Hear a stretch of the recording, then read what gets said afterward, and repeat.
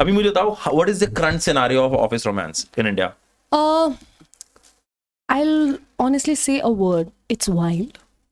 When you say wild, it means like it's nasty wild or it's good wild? Both ways. Okay. Both ways I would say is like mostly देखा होगा जो married men का ratio है coming into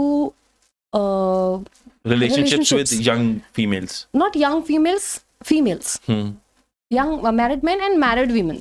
Okay. They both they are having high chances of getting close to somebody else.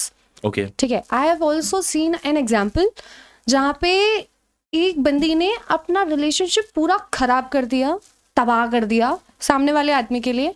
सामने वाला आदमी बढ़िया अपने पोजीशन पे है, एंजॉय कर रहा है, अपनी बीवी के साथ भी रह रहा है, अपने बच्चे के साथ भी रह रहा है. She is mad and fallen in love with that person crazily, and वो उसके बलबूते पे इतना चौड़ में घूम रही है कि वो पूरा ऑफिस उसका है. तो once she had I recently met her, और ऐसा भी नहीं हुआ था कि मतलब नॉट रिसेंटली, जब मैं पहले ऑर्गेनाइजेशन में गई थी तो मेरे को पहली बार देखा गया एंड इत्तेफाक से उनका नाम और मेरा नाम सेम था. उन्होंने मुझे ऐसे करके देखा. मैंने कहा यार इतना भी बुरा थोड़ा नहीं है मेरा, मतलब क्या बात हो गई, इतनी बुरी शक्ल तो नहीं है कि कोई देख के ऐसे जज कर ले. फिर मुझे बाद में पता चला कि ओ मालकिन आई थी तो मालकिन ऐसे देख के गई है कि कोई नया सर्वेंट आया है. भाई फिर उस बंदी ने जो परेशान किया है कि you can talk like this, you can walk like this, you can do that. मैंने कहा why can't I do that, who are you? तो जब मेरे को ऐसा होता है, मेरा नर्वसनेस का सेक्शन ना बहुत कम लास्ट करता है कि थोड़ा टाइम तक ठीक है, समझ लिया, जान लिया, पहचान लिया. तो I usually pay respect to those people who pay respect in return और हु डिजर्व इट. सिंपल सी बात है. आप मुझसे तमीज से बात करो, मैं आपसे कभी बदतमीजी नहीं करूंगी. आप सोचोगे कि आप मुझसे बदतमीजी करोगे और मैं आपको बिल्कुल जी सर करूंगी. Sir, not happening with me. Raised by a father who taught self respect. तो very proud daughter of my father. तो मेरे बाप ने भी आज तक कभी किसी के सामने ऐसा फालतू बातों में चुके नहीं. तो that lady, Radhe Radhe uncle. हाँ. तो बेसिकली मेरे को स्टार्टिंग में मैंने उनके साथ बना लिया था because I am being a very extrovert person. तो मैंने उनके साथ काफी अच्छे से हंसी मजाक वगैरह सब करती थी. Then what she started doing is there used to be a manager of mine. तो वो manager, he was a real nice man.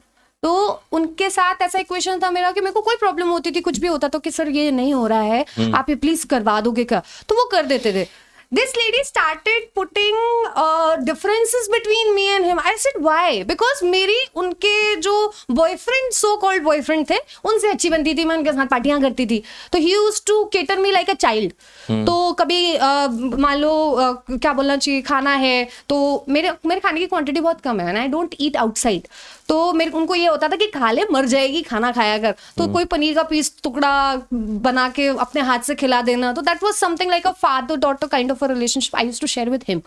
तो वो बहुत अच्छे से केटर करते थे कि अगर मेरे आसपास कोई बैठा भी होता था तो he used to be like दूर जाके बैठो. तो she used to hate that thing कि अटेंशन कैसे मिल रही है, अभिलाषा को कैसे अटेंशन मिल रही है. I am sitting here, I am the centre of attention. ठीक है. तो एक बार का एक ऐसा इंसिडेंट था कि हम सारे पार्टी कर रहे थे. जब पार्टी कर रहे हैं तो सारे लोग बातें कर रहे हैं, सब बातें कर रहे हैं. तो मी बीइंग समवन जो ऑब्सेस्ड है खुद से, ठीक है, तो मैं ऐसे वो वैसे सब ऐसे मैं बातें कर रही थी. और बीइंग हाईली एक्सट्रोवर्ट, आप किसी के साथ भी कनेक्शन कर सकते हो, बातों में अपने इन्वॉल्व कर सकते हो. वो सारे जो 4-5 लोग थे वो सारे मेरे से बात कर रहे थे. She was also there but she was not talking to me. Suddenly उन्होंने डिसाइड किया कि अब वो घर जाएंगे. मैं और वो काफी पास रहते थे घर के. तो मैंने कहा मैं भी चलूंगी. ठीक है.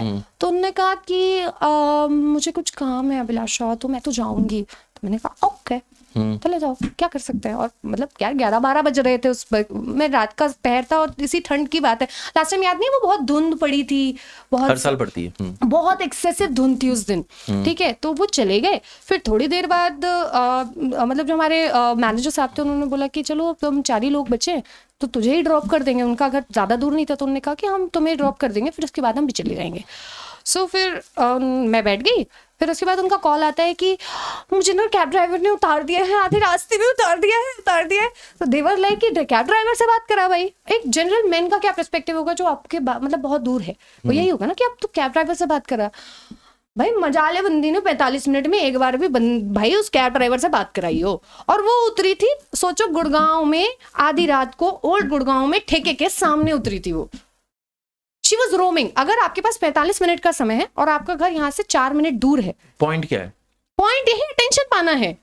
अरे यार इतना नहीं हो पाता यार। भाई कौन देता है? This is like too much. मैं तो पूरी तो तरीके अभी वो साथ नहीं होंगे? अभी भी वो साथ ही हैं। तो वो आदमी खुश है? काफी खुश है, बंदी खुश नहीं है। हाँ, तो मेरे कहने का मतलब कुछ ऐसे टॉक्सिक टर्म्स पे चलते हैं, कुछ ऐसे होते हैं ना बड़े लवी डवी से होते हैं कि एक there are certain real good relationships as well in work, very nice relationships. मतलब कुछ नेगेटिव से शुरू होते हैं तो पॉजिटिव पे एंड होते हैं, कुछ पॉजिटिव से शुरू होते हैं तो नेगेटिव पे एंड होते हैं। लेकिन कुछ ऐसे होते हैं ना बहुत बहुत पॉजिटिव होते हैं। आपको उस जगह पे काम करने का भी मजा आता है, आपको उस जगह पे रहने का भी मजा आता है। काम का जो प्रेशर होता है वो भी प्रेशर नहीं लगता। अगर खासतौर पे वो आपका मैनेजर हो, ट्रस्ट में वो 100 काम बता दे, आप 100 काम करके दोगे, एकदम पीक टॉप चिक, एकदम परफॉर्मेंस ऐसी कि एकदम नीट एंड क्लीन। और सामने वाला ये बोल भी नहीं सकता कि भाई तुमने इसको हाँ क्यों बोला किसी काम के लिए, घर जल्दी जाना तुमने क्यों जाने दिया, क्योंकि काम अच्छा दे रही है। तुम कुछ कह नहीं सकते।